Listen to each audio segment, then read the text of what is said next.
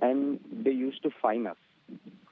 Like whatever the salary we are getting. So in that salary, they used to fine us around a $10 per day, a $20 per day. They used to fine us. They used to have a baseball bat with them, and also they used to be a security guard. So like if we are unable to do the task they had given to us, so they just used to come inside and they just used to put the gun in front of us, a point blank gun, and they used to blackmail us like if the same thing repeats again. So they may do anything, like they may keep us in the black, and they do whatever they want. So after coming back from Saudi Arabia, I used to look for jobs. I used to attend so many interviews in Autonaga. So in Autonaga, this agent was found by me, and there was a scheduled interview at his agency. So we went for the interview, and the interview was cancelled. So when the interview is cancelled, he offered a job that we have a other job, which will be an easy process, and the process will be done within a week. And I was a jobless from last 1 year after coming from Saudi Arabia. So I got attracted that the salary was good, and even I'm a jobless from last 1 year. So I mostly attracted for that, and I felt okay for that because of the data entry job, and it was cool. Like everything was good. The offer was completely pleasant. So that is the reason I said okay for that job. There, my agent said that it wasn't data entry, which is related to your education, which is related to your BSc Computer Science.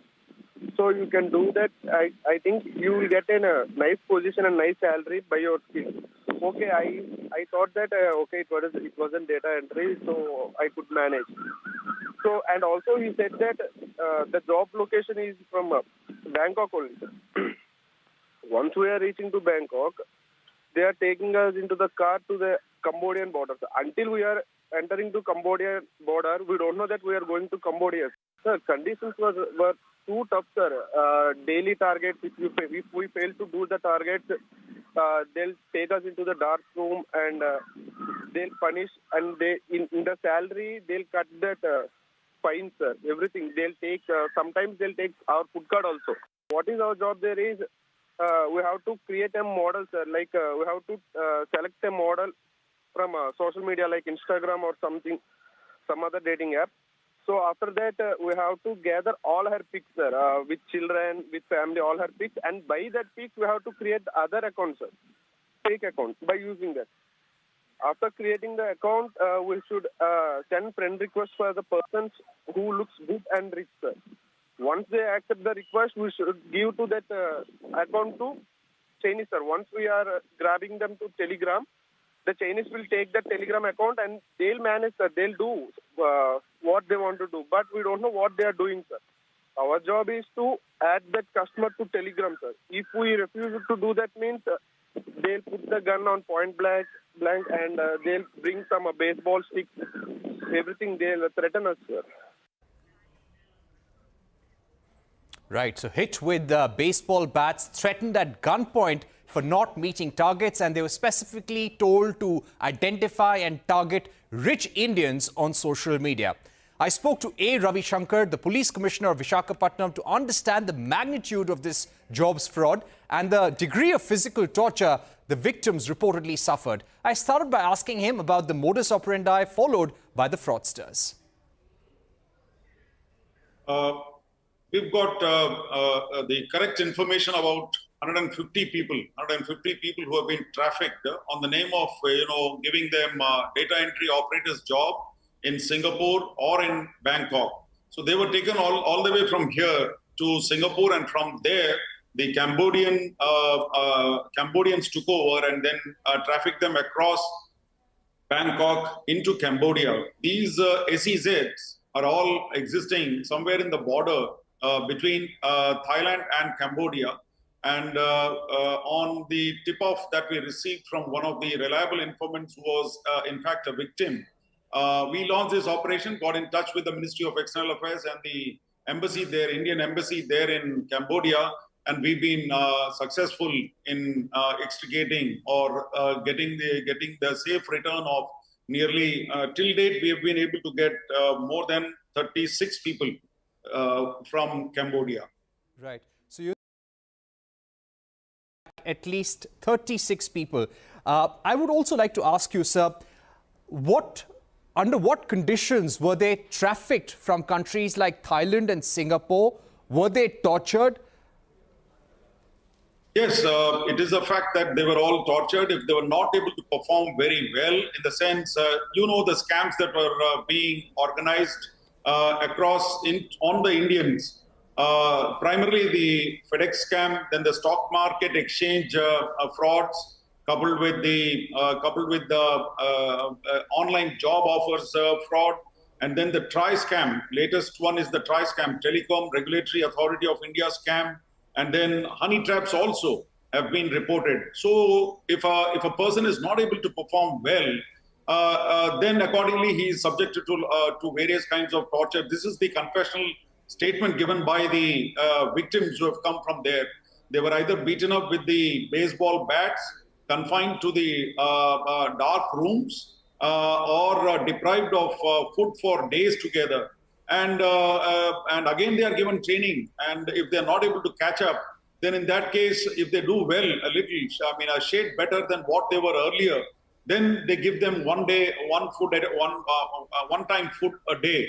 Then if they improve upon their performance, then they give them twice a day and things like that. If they do really well and they're able to, generate a lot of money for these Chinese companies, in that case, they even celebrate all that, and we have got the visual videos of the celebrations and the parties that have been organized in case there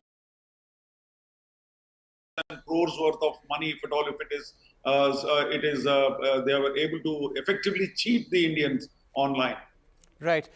Could you give us a sense, their handlers, the accused who trafficked them, who were they working for? Was it a company? Was it a criminal gang? Who did they owe their allegiance to?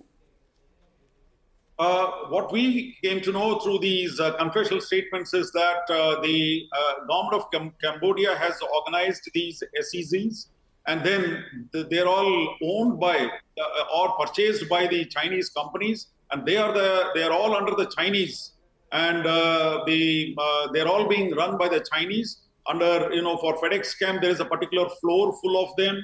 And to give you the correct picture, they say that nearly 5,000 odd are there in this SEZ alone. And of late, we came to know day before yesterday that after the revolt which took place, and then we could get back these guys, some of them have been forcibly shifted to Vietnam. So these are very dangerous trends and information that is coming on WhatsApp calls. And the victims are still, we've got a list of 15 more now till date, those who want to come back. But then some of them have been again from their from Cambodia, they've been trafficked to Vietnam. Parents here or directly from the victims who are there in Cambodia. So some of the disturbing trends. But then the primary ownership of all these companies is with the Chinese. We've got the visuals, videos of the Chinese guys, and they are all identifying them as Chinese. Under them are the Cambodians, and they say that the Cambodian police is also aware of these type of scams that are being operated in areas like this. We've also done the Google plotting of all these buildings and all these companies which are operating in those areas. So, Mr. Shankar, would you say that the kingpin of these scams, this gang that is operating, are they led by Chinese? And the people who were dealing with all these Indians, hitting them, torturing them, were they all Chinese nationals and Chinese criminal syndicate members? Primarily, all this is carried out under the aegis of the Chinese. And in fact, there are Cambodians also, and our Indians are also there. But force, they are also made to, be party with those who are siding with the Chinese out of sheer, force. So they are also part of the team which, indulges in torture, confinement, wrongful confinement in dark rooms and things like that. And it is all under the leadership of the Chinese who own the companies. Right. You've arrested some agents. Give us a sense of the profile of these agents. How did they scam these youth? And where were they operating from, sir? Yes, these are all gullible, unemployed youth, spread across the city of Vizag and Andhra Pradesh. So we've got a list of 150 boys and girls who have been trafficked, and some of them those who have returned. They're all either they've done bachelors in computer applications, or some of them have done masters in computer applications, and primarily they have the knowledge of MS Office. So these are the gullible youth who have been taken over by these agents here. These agents, many of them have returned from Gulf. They have the experience of body shopping people as plumbers and electricians to Gulf, Middle East, and having come back, they probably have they have got in touch with some of the agents from Cambodia, and they are charging roughly about 1.5 lakhs to ship them across to Cambodia. And once the deal is done successfully and the person lands in Cambodia, another 50,000 rupees is transferred from the Cambodian agent's account back to the Indian agent. Say, for instance, in Vizag, we have now got under our custody 5 agents. Three of them are sub-agents, and 2 of them are major main agents. So they've been doing this business for long, and these boys primarily are all unemployed youth with these kind of qualifications. Right. So just a bit more on the profile of the youth who fell prey to these fake job scams. Mr. Shankar, you said they were either a bachelor's, a BSc in computer science, or a master's in computer science. Were they largely unemployed for a very long time? Was there a certain amount of desperation to get some job and move on in life? Yes, you hit the nail on the head.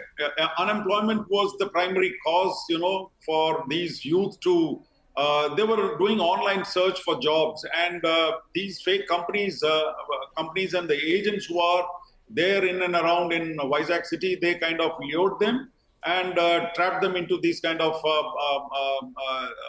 job offers of data entry operators with a lakh of rupees as a monthly pay. And after having gone there, they found that it is all, so pathetic, and they were forced to attack the Indians using their own skills, whatever they had. So it is using the Indians against the Indians from a foreign soil. So this was never expected by these guys, and some of them really felt very desperate and they wanted to come back. And some of them had issues with English. They were not really able to communicate. As a result, they were not able to, trap or cheat the Indians online and generate revenue for the SEZ owned by the Chinese. Right. What was the background? Did they come from very poor families or middle class backgrounds, or they were coming from families which could not really support them if they were not working? Exactly. They were not. They were all from very poor families and really not able to sustain themselves or even support their families. And the families were also not able to really support them. So they're all boys and girls from the very poor backgrounds, not even middle class. All right, we'll have to take a break at this point, but don't go anywhere. This conversation with A. Ravi Shankar, the Police Commissioner of Visakhapatnam, continues on the other side. We'll be back in just a few minutes.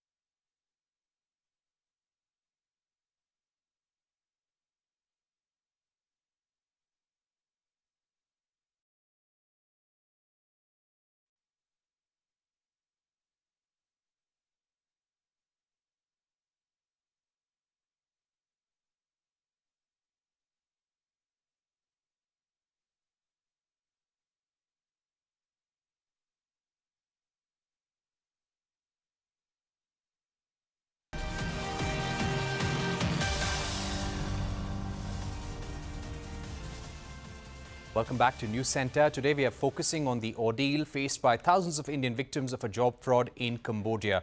Over 360 Indian nationals have been rescued or repatriated from Cambodia after the Indian embassy intervened. Over 420 Indian nationals have also been rescued from Laos. I asked the police commissioner of Vizag if there were multiple syndicates operating the cyber fraud centers involving Indians or across all these countries in South Asia, be it Vietnam, Cambodia, Myanmar or Laos, there was one criminal syndicate operating at large. Yes, your diagnosis is really exactly, you hit the nail on the head. It is a big syndicate, and definitely there is a big game plan that is happening from these areas. The countries like Vietnam, Cambodia, and these are the places from where it is all emanating, because we have tried to trace the WhatsApp calls, and we've got all the IPDR details and the live pictures and videos from the people who have returned back from their possession in their laptops and in the mobiles. We've got all the details, even the money transfer details, the way the money is returned back to the agent here in India on a successful transfer of gullible youth there to Cambodia. So we are really trying to map and plot all the data and the details that we have with us. And this is definitely a huge organized crime against our country. And we intend to take it to the logical end by invoking all the legal instruments at our disposal, be it the Mutual Legal Assistance Treaty or the Egmont request for the financial banking requests and things like that, transactions that have taken place, because cryptocurrency is another, Bitcoins is another final destination that we are seeing in the flow of the currency from various banks across. Once the fraud is committed, they've got a huge amount of our SIM card numbers, then our bank details and things like that.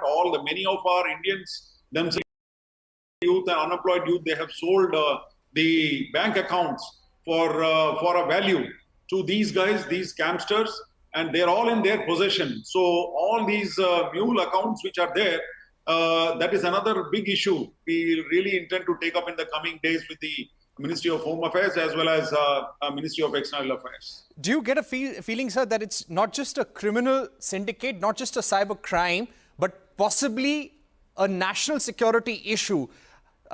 Chinese syndicates trying to destabilize our economy, financial sector as well? Yes, this angle really needs, probably it will all be part of the investigation, because the end of the day, the money is all going out, converted into cryptocurrency or Bitcoins. And whether it is being used for legitimate purposes or for some illegal purposes will really have to be, found out, because Vizag city, if you ask me, last year and a half, we have lost about more than 130 crores from all these fake apps and things like that online. So definitely it's a matter of concern, because we would like to know where the money is all going, whether it is going it is being used for some illegitimate purposes or not, remains to be investigated. And it is a serious matter of concern, in fact. Many families and people have committed suicide because having lost money like this, husband wives have got into quarrels and squabbles and divorces, and then poor unemployed youth have lost their money, things like that, from agents, and it's really it has got socio-economic implications. My final question to you, sir. You said that because of the cases that you have registered, you have got a sense that more than 130 crores has been defrauded from Indian nationals and has gone abroad in the last year and a half. From Vizag? From Vizag alone. If we were to ask you a larger nationwide picture or your estimate as to how much money would have been defrauded from Indian citizens altogether in the last 2 years, could you give us a larger estimate, perhaps? Other day I read the India Cybercrime Coordination Center of Ministry of Home Affairs. It's more than 5,000 plus crores in the last one and a half, 2 years. As I read in the newspapers about it, the correct pictures, I'm sure India Cybercrime Coordination from the Ministry of Home Affairs will be able to give. But I read in the papers it is more than 5,200 crores plus is the total amount of money lost, which is documented because many of them don't report. But the documented cases which have come to 1930, which is the helpline for the India Cybercrime Coordination Center, it is given to understand that it is more than 5,200 crores plus. And how should citizens avoid such scams, sir? It's very easy to fall prey to digital arrest. We've been reading how women have been made to actually strip on Skype and they've fallen prey to such financial scams and blackmail. How does one avoid such job scams? Yes, it is a serious matter of concern. So we need to really take up a lot of awareness campaign on all this, and we have to expose these scams. So here in Visakhapatnam city, what we have done is we have come out with 2 to 3 minutes videos on all these scams, be it the FedEx scam or the stock exchange market scam and the cryptocurrency scam, as well as the TRI scam, Telecom Regulatory Authority of India scam. All these things, we have made some small capsules, and then as it happens, and as the screen shows, so that the people will be able to understand. So we've communicated this to the universities, to employees in and around here who have fallen gullible victims. So this is one important thing. Apart from that, of course, the cyber hygiene is another important aspect which the schools and colleges must take it up, so that people are really wary while they are online. Right. Clearly, as Commissioner Ravi Shankar pointed out, this cyber crime fraud originating from South Asian countries is of very large magnitudes. It's dangerous, what these youth have been going through, and more than 5,000 crores has been defrauded from India, and it's now been converted to bitcoins and cryptocurrencies. We are yet to know where this money has actually landed up, but this clearly has national security ramifications. Remember, the emphasis there by the police commissioner was on Chinese criminal syndicates, Chinese companies and Chinese SEZs, where the scam factories, the cybercam factories were actually operating. With that thought, it's a wrap on this edition of News Center. More news and updates continue right here.